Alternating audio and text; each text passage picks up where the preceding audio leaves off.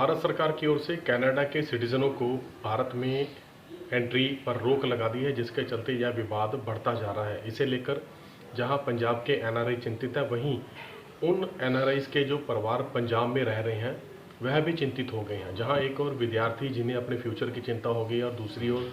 जो परिवार कनाडा में सिटीजन है और जिनके रिश्तेदार पंजाब में रहते हैं वह परेशान और उम्मीद और मांग कर रहे हैं देश भारत की सरकार से कि वह कनाडा के साथ जो विवाद खड़ा हुआ है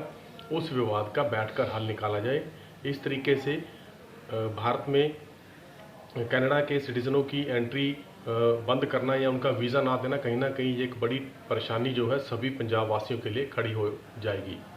कैमरामैन प्रितपाल के साथ अमित शर्मा, MH1 न्यूज़, बठिंडा।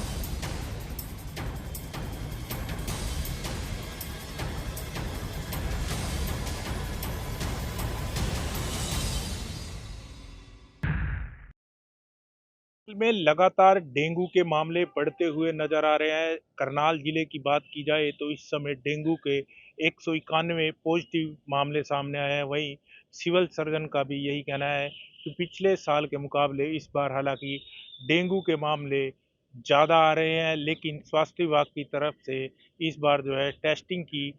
प्रक्रिया है उसमें तेजी लाई गई है। वहीं स्वास्थ्य विभाग का यही कहना है कि वह किसी भी तरह की स्थिति से निपटने के लिए पूरी तरह से तैयार है। फिलहाल की बात की जाए तो फिलहाल स्थिति करनाल में सामान्य रूप से है, लेकिन जिस तरह डेंगू के मामले बढ़ रहे हैं वो कहीं ना कहीं स्वास्थ्य विभाग की चिंताएं जरूर बढ़ाते हुए नजर आ रहे हैं। करनाल सामान्य अस्पताल में भी डेंगू का 52 बेड का एक जो है वार्ड तैयार किया गया है। फिलहाल की बात की जाए तो स्वास्थ्य विभाग की तरफ से 260 के करीब टीमें बनाई गई हैं जो घर घर और गांव-गांव जाके डेंगू का लार्वा चेक करती हुई नज़र आ रही हैं। फिलहाल राहत भरी बात यह है कि डेंगू से अब तक किसी की कोई भी मृत्यु नहीं हुई, लेकिन जिस तरह से डेंगू के मामले बढ़ रहे हैं वो कहीं ना कहीं स्वास्थ्य विभाग की चिंताएं जरूर बढ़ाते हुए नजर आ रहे हैं। करनाल से मतलब न्यूज़ के लिए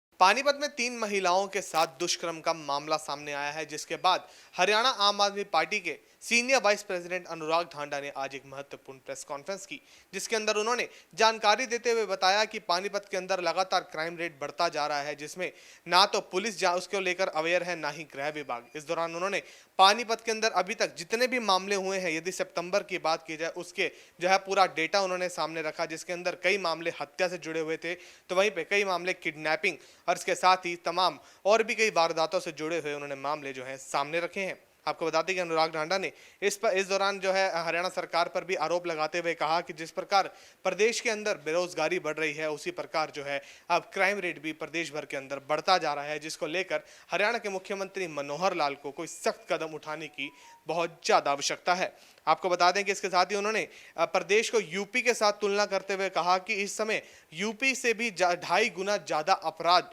जो है प्रदेश भर के अंदर हरियाणा के अंदर है। इसके साथ ही प्रदेश भर में यदि बात की जाए हत्या के मामलों की, तो प्रदेश भर में हर दिन कम से कम 3 से 4 लोगों की हत्या का मामला डेली सामने आता है।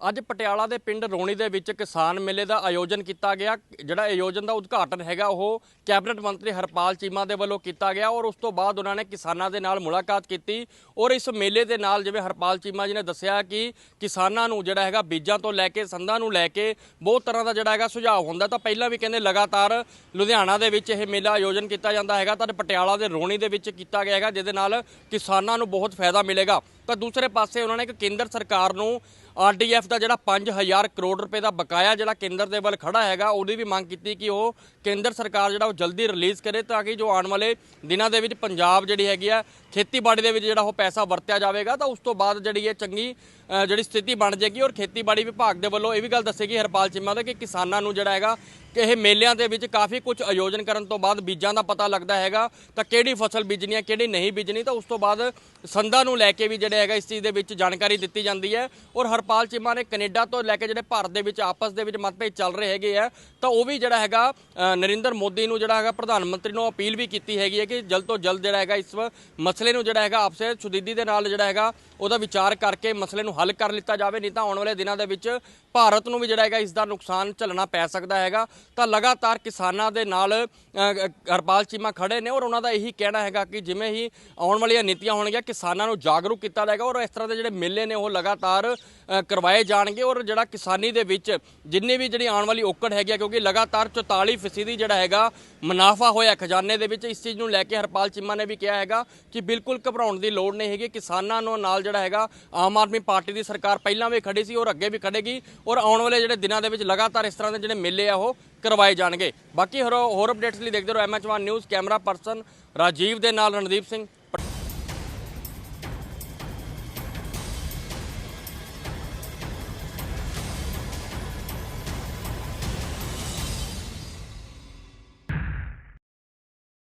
हिमाचल प्रदेश विधानसभा मानसून सत्र और मानसून सत्र के आज 5वें दिन भी जो है वो सदन से विपक्ष ने वॉकआउट किया और कहीं ना कहीं दबाव बनाने का पूरा प्रयास विपक्ष जो है वो सत्ता पक्ष पर कर रहा है। क्योंकि अगर मुद्दे की बात की जाए तो नियम 67 के तहत आज भाजपा यानी कि विपक्षी दल ने जो है वो काम रोको प्रस्ताव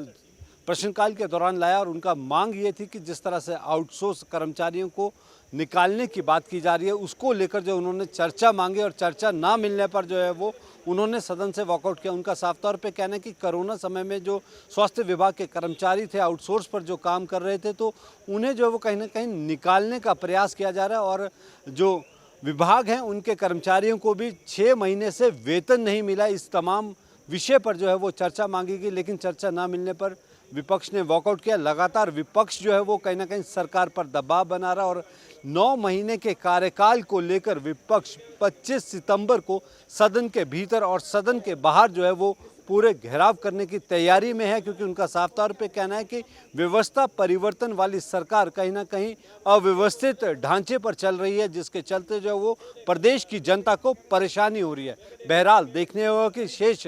2 दिन के विधानसभा के मानसून सत्र के दौरान क्या जनता के मुद्दे सदन के भीतर उठाए जाते हैं या फिर जिस तरह से विपक्ष लगातार वॉकआउट करने का एक परंपरा जिसे आगे बढ़ा रहा है क्या उसी के चलते जनता के मुद्दे कहीं ना कहीं सदन के भीतर से गौण होते हुए नजर आएंगे। मैं अपने सहयोगी पुष्पेंद्र चौधरी के साथ सुनील परमार, MH1 प्राइम, शिमला।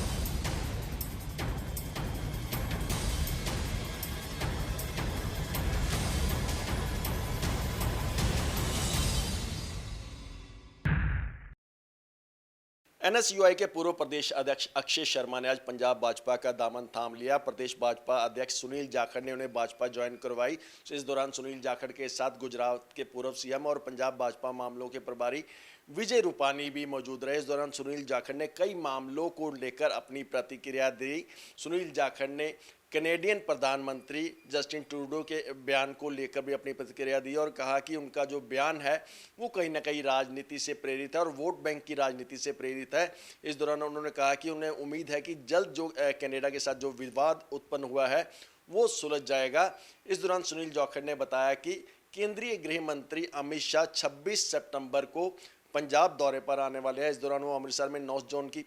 बैठक में भाग लेंगे जबकि फिरोजपुर में बनने वाले PGI सैटेलाइट सेंटर का नींव पत्र भी जो है वो केंद्रीय गृह मंत्री रखेंगे। कैमरामैन जितेंद्र हंस के साथ दीपक शर्मा, MH1 न्यूज़, चंडीगढ़।